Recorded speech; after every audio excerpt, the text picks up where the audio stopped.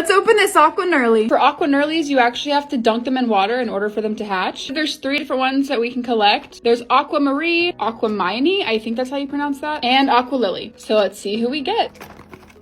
Okay, so here's what we have to dunk in water. It also comes with this teeny tiny little diaper, and this is a little pacifier. All right, I got a bowl of water. Now let's put this in. It's very slimy. Okay, I have no idea how long this is gonna take, but I'm assuming it's gonna be a while. So whenever it makes some progress, I will get back to you guys.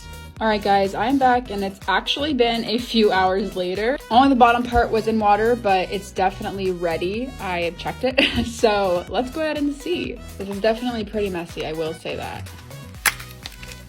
Okay, hold on, let me get rid of this water. All right, and here she is. We got the diaper on. Now let's put in the pacifier. We got Aquamine, and it says she hates to walk and swim. She always grabs her friend's ears to be taken where she needs to go. I think she's super cute.